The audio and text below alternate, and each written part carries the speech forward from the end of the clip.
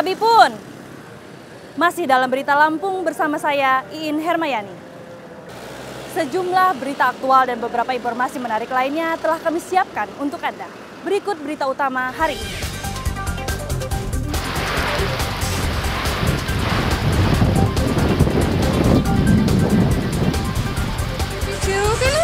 Ya Allah, iki mburi omahku posisi. Belasan rumah di Desa Tanjungan, Tanggamus rusak akibat diterjang angin puting beliung.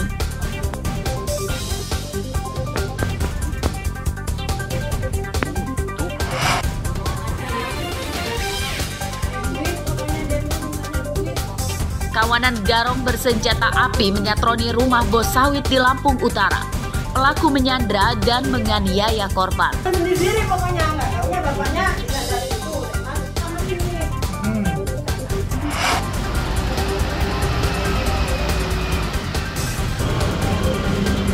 Harga singkong di Tulang Bawang turun drastis, para petani terpuruk.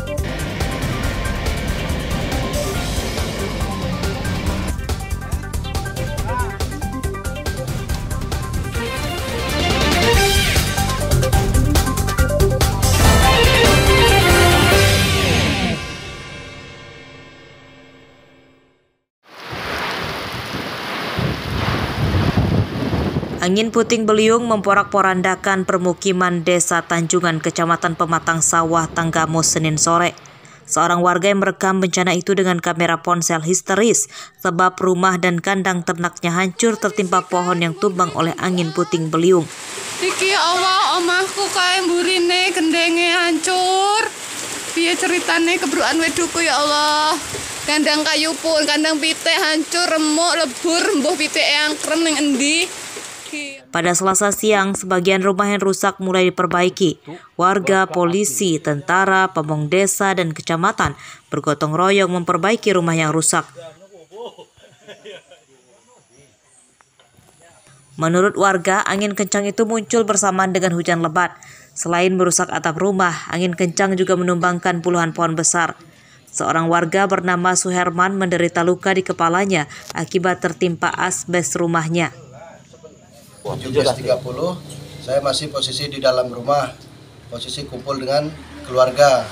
Dengan seketika adanya angin sekencang itu dan menghancurkan rumah saya.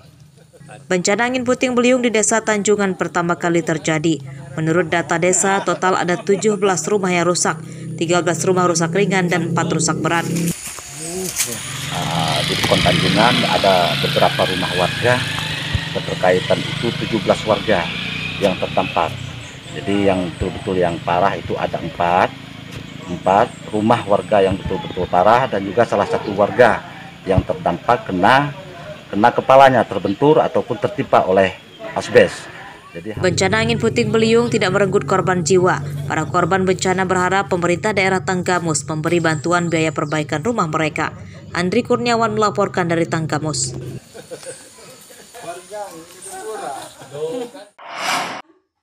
Cari aman sendiri pokoknya, nggak taunya bapaknya disandra ke situ. Saya masuk ke kamar sini. Kunci perasaan saya. Rumah bos jual beli sawit di Desa Sukamarga, Kecamatan Abung Tinggi, Lampung Utara, Selasa dini hari disatroni kawanan garong atau perampok.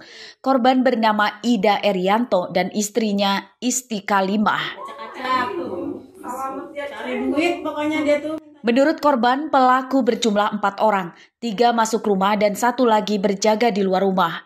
Para pelaku yang membawa senjata api dan golok menyandra Ida Erianto dan istrinya. Ida Erianto menderita luka di kepalanya akibat dianiaya dengan golok oleh para pelaku. Para pelaku mengacak-acak kamar korban dan menggasak uang senilai hampir 60 juta rupiah.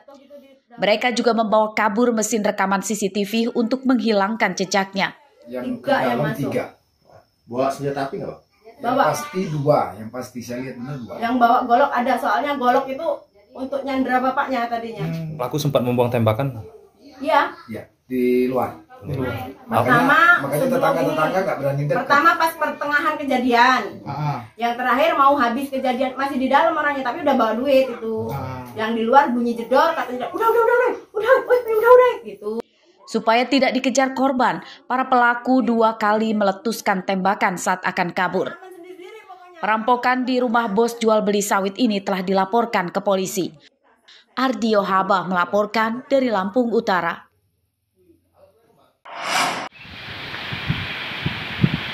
Situasi mencekam di pabrik sawit PT AKG Bahuga di Desa Bumi Agung, Kecamatan Bahuga, Waikanan yang dibakar basah telah mereda. Selasa siang, puluhan personil Brimob Polda Lampung dan Samapta Polres Waikanan masih berjaga di lokasi untuk mencegah kerusuhan susulan.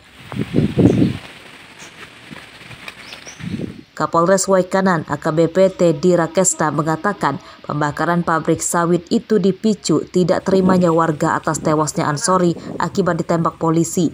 Ansori terpergok polisi pada malam hari sedang mencuri buah sawit di perkebunan perusahaan dengan menggunakan mobil pickup.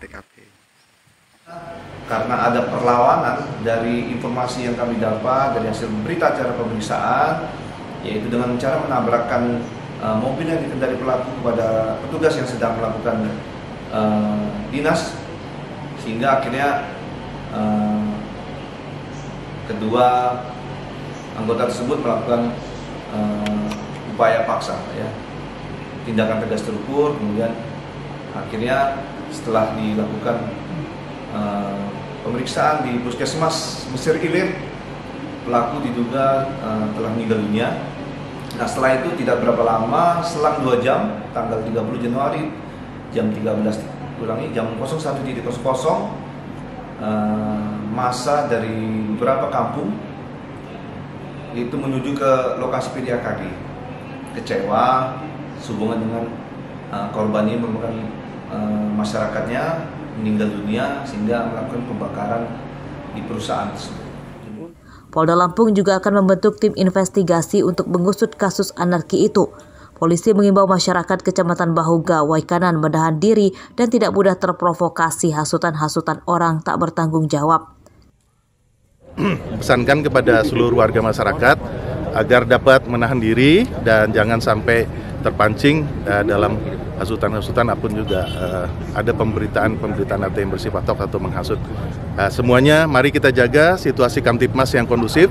Masalah ini tetap kita akan proses. Ya, bagaimanapun juga saat ini terhadap kedua oknum tersebut tengah dilakukan pendalaman dari bidang profesi dan pengaman Polda Lampung. Terkait pembakaran pabrik sawit PT AKG Bahuga di Waikanan, polisi belum menetapkan satupun orang tersangka. 2 polisi yang menembak Ansori yang dituduh mencuri sawit kini masih menjalani pemeriksaan oleh bidang Propam Polda Lampung. Haris Susanto melaporkan dari Waikanan.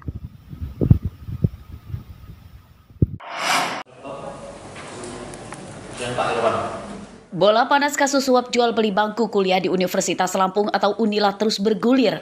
Fakta-fakta baru terungkap seiring hadirnya sejumlah saksi dalam persidangan di Pengadilan Negeri Tipikor Tanjung Karang, Bandar Lampung pada Selasa pagi. Salah satu saksi bernama Budiono yang merupakan dosen di Unila mengaku pada tahun 2022 pernah menitipkan 4 calon mahasiswa kepada terdakwa mantan Wakil Rektor 1 bidang akademik Heriandi. Keempatnya dititipkan untuk beberapa jurusan dengan nominal setoran uang berbeda-beda. Setoran untuk masuk ke Fakultas Hukum 25 juta rupiah per mahasiswa, jurusan farmasi 150 juta rupiah per mahasiswa, informatika 35 juta rupiah per mahasiswa, dan fakultas kedokteran 250 juta rupiah per mahasiswa. Budiono juga mengaku pada 2021 pernah menitipkan anaknya untuk masuk fakultas hukum, namun ia mengklaim tidak memberikan setoran apapun. 2021 sudah dititipkan juga. Sudah dititipkan berapa orang? Ada uangnya juga. Ada uang? Enggak ada. Kenapa? Yang ini ada uang, yang tahun sebelumnya enggak ada uangnya. Ya, uang ini cuma sumbangan di situ. Sumbangan. Resmi, baik. Saya kan belum tanya mengenai resmi tidaknya, nanti akan ke sana. Baik.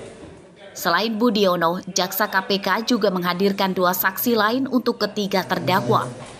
Kasus suap penerimaan mahasiswa baru Unila itu menyeret mantan Rektor Unila Karomani, mantan Wakil Rektor 1 Bidang Akademik Heriandi, dan mantan Ketua Senat Unila Muhammad Basri.